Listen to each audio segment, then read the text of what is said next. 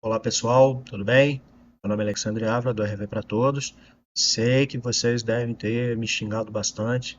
Estou devendo a vocês desde o início do ano, na verdade desde o final do ano passado, os cursos, mas eu estou com muito trabalho, muito estudo. Eu tirei 30 dias de férias, resolvi ficar com a família, ajeitar meu laboratório para poder fazer as gravações, também virar um pequeno estúdio.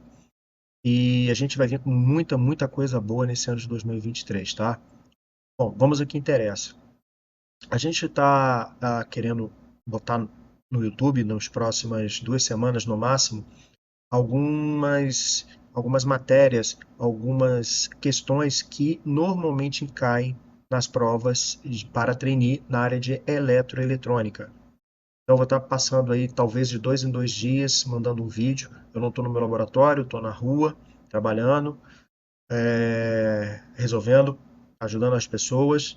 E eu só posso fazer essas gravações à noite. Então dá um pouquinho de trabalho, preparar o material com carinho e tá corrigindo palavras, editando vídeo da melhor maneira possível. Como eu disse, não estou no meu estúdio, não estou em casa.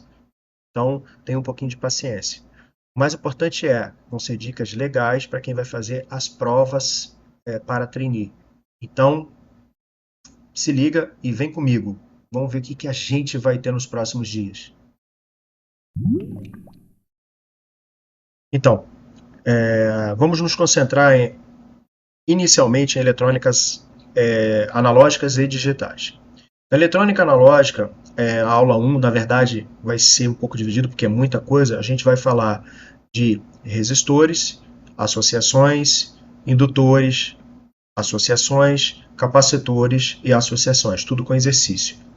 Numa aula 2, a gente vai falar sobre lei de Ohm. Então, nós vamos falar bastante sobre lei de Ohm.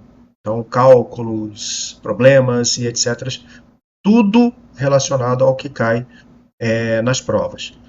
Na aula 3, nós vamos falar sobre análise de efeitos em arranjo de resistores. Tem caído problemas de associação de resistores com problema, ou algum problema da vida real na qual você tenha que resolver. Então, a gente vai tentar te dar uma percepção mais rápida da solução dos problemas, que podem envolver tanto resistores quanto capacitores e também bobinas. Na aula 4, nós vamos falar sobre reguladores de tensão. Tem caído também questões de reguladores de tensão, então a gente vai falar dos reguladores mais comuns, as tensões utilizadas, tensão positiva, negativa e problemas.